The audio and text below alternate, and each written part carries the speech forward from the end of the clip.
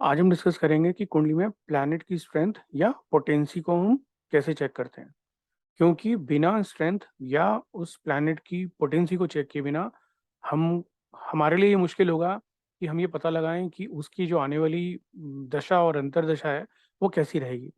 तो बेसिकली पराशर ज्योतिष में, वैदिक ज्योतिष में ऐसे कुछ कॉन्सेप्ट हैं जो कि बहुत ही सिंपल हैं, और उसके लिए आपको कोई भी मैथमेटिकल फार्मूला लगाने की जरूरत नहीं है।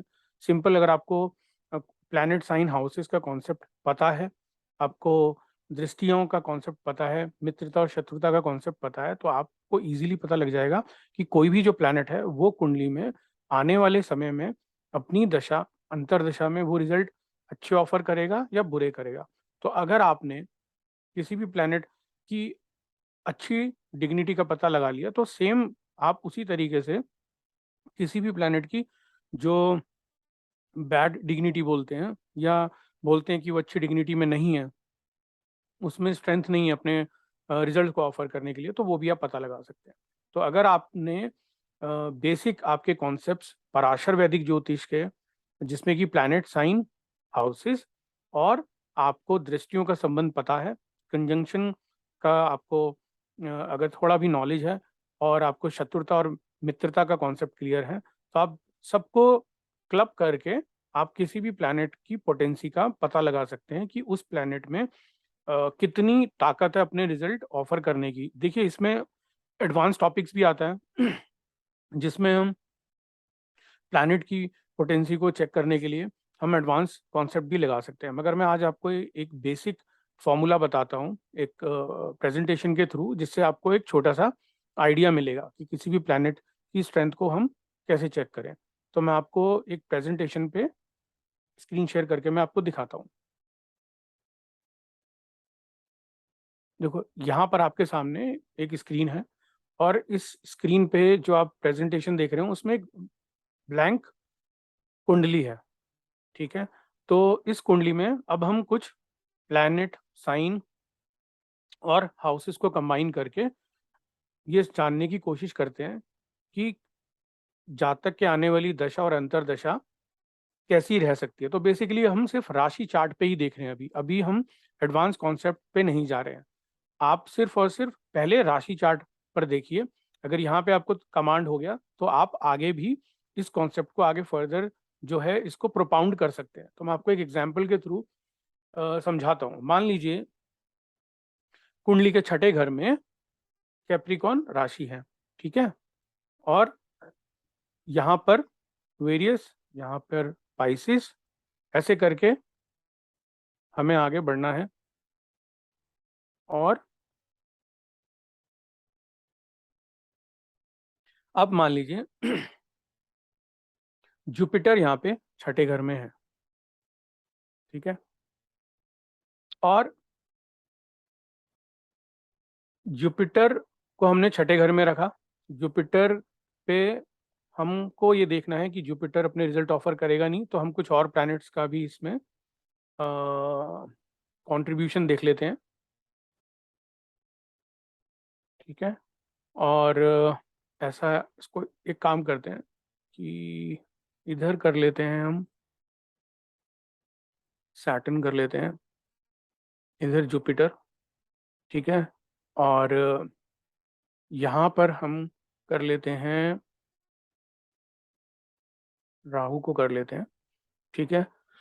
तो बेसिकली अब आप देखो, छठे घर में अगर बृहस्पति है और जातक की बृहस्पति की दशा या अंतर्दशा उसकी जातक की शुरू होने वाली है, आपको देखना है कि जुपिटर में बेसिकली स्ट्रेंथ है भी या नहीं।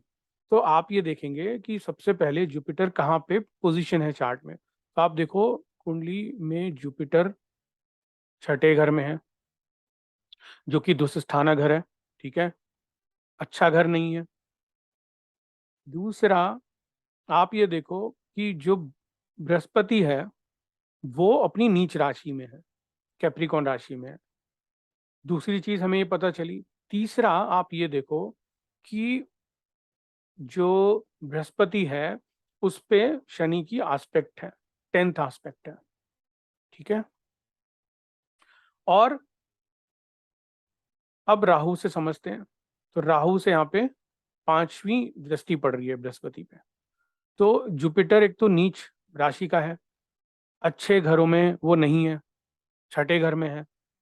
जुपिटर का जो डिस्पोजिटर है शनि, वो नवम भाव में खुद वो वहां पे जाकर नीच का हो गया है। ठीक है, तो आप ये देखो कि यहाँ पे शनि नीच के हैं। तो यानी कि बेसिकली क्या हुआ कि खुद बृहस्पति नीच के हैं, बृहस्पति का डिस्पोजिटर भी नीच का और उस नीच ग्रह की दृष्टि भी बृहस्पति पे है ना। और आप ये देखो कि वो जो शनि है वो बेसिकली इस लगन कुंडली के लिए वो मारक भी है, क्योंकि वो 6th और 7th हाउस का लॉर्ड है। क्योंकि अगर यहाँ पर मैं आपको दिखाता हूँ, ये लियो लगन की कुंडली है, तो इसमें शनि यहाँ पे मारक का रोल प्ले कर रहे हैं, क्योंकि वो उनको जो हाउसेस मिले हैं काल पुरुष के अनुसार, वो भी उनको जो लॉर्डशिप मिली है वो अच्छी नहीं है। जो जुपिटर का डिस्पोजिटर है, यानी जुपिटर का राशि लॉर्ड शनि, वो नवम भाव में है, और नवम भाव में भी शनि नीच का है। तो आप ये देखो कि एक तो शनि अपनी पोटेंसी खोकर अपनी नीच दृष्टि जुपिटर पे रख रहा है, उधर से सेकंड हाउस से राहु की भी दृष्टि है। ठीक है, तो बेसिकली हम अगर जुपिटर पे देखें तो कोई भी बेनिफिक प्लैनेट की इस पे दृष्टि नहीं है। तो अगर हम इसमें बेनिफिक प्लैनेट भी अगर हम इसमें रखना चाहें तो हम सपोज कीजिए यहाँ पे हमने शुक्र रखा, ओके, यहाँ पे हमने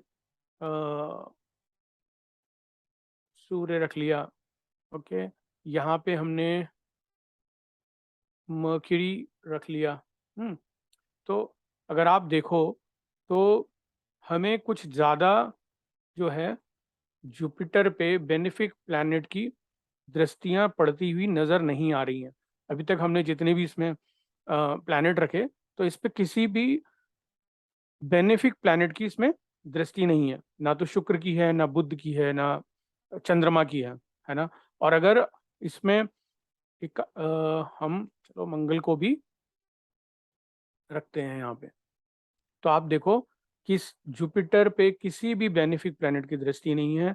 जुपिटर पे सिर्फ और सिर्फ मेलिफिक प्लैनेट की दृष्टि है। और जुपिटर जो है, आप ये देखो कि जो उसको स्थान मिला है वो अच्छा नहीं है। जुपिटर का जो राशि डिस्पोजिटर है वो शनि, वो भी अच्छा नहीं है। और शनि खुद नीच के हैं, तो इनकी दृष्टि जुपिटर पे पड़ रही है। तो आप किसी भी तरीके से देखो तो बृहस्पति यहाँ पे अपने अच्छे रिजल्ट ऑफर नहीं कर रहा है। हालांकि इसको चेक करने के और फर्दर तरीके हैं जिससे हम ये देख सकते हैं कि जुपिटर क्या वाकई में अच्छे या बुरे रिजल्ट देगा।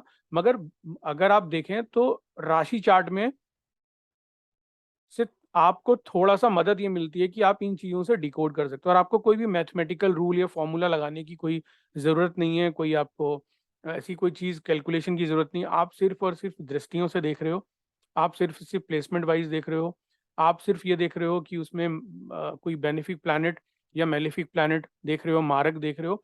इनसे आपको आइडिया हो जाता है कि आने वाले प्लैनेट की दशा और अंतर्दशा कैसे होगी। तो अगर हमको इतना कॉन्सेप्ट क्लियर है तो हमको एडवांस टॉपिक भी क्लियर होंगे।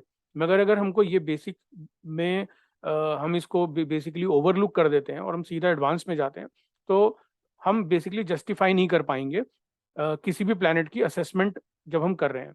तो बेहतर होगा कि आप किसी भी प्लैनेट को जब पोटेंसी चेक करें तो आप सबसे पहले इन तरीकों को लगाकर आप देखें कि वो प्लैनेट अच्छा रिजल्ट देगा या बुरा रिजल्ट देगा। तो ये बेसिकली फर्स्ट इनिशियल स्टेप्स हैं किसी भी प्लैनेट की पोटेंसी या डिग्निटी को समझने के लिए। अगर जैसे आज हमने बेसिक किया है, तो आगे के वीडियो में मैं कोशिश करूंगा कि आपको कुछ एडवांस चीज़ें भी समझाऊं। और अगर आपको ये क्लियर हुआ है तो आप अपने चार्ट्स पर लगा के देखिए और आप ये जानने की कोशिश करिए कि कोई भी प्लैनेट की अंतर्दशा और महादशा में आपको अच्छे रिजल्ट या बुरे रिजल्ट या मीडियोकर क्यों मिले। तो आप अगर इतना भी आपने लगाना सीख लिया तो आपको बेसिकली बेसिक्स क्लियर होने के बाद आपको एडवांस टॉपिक अच्छे से समझ में आएंगे। तो आज तक हम इतना ही रखते हैं और बाद के वीडियो में हम कोशिश करेंगे हम कुछ थोड़ा सा एडवांस टॉपिक भी लेके आए।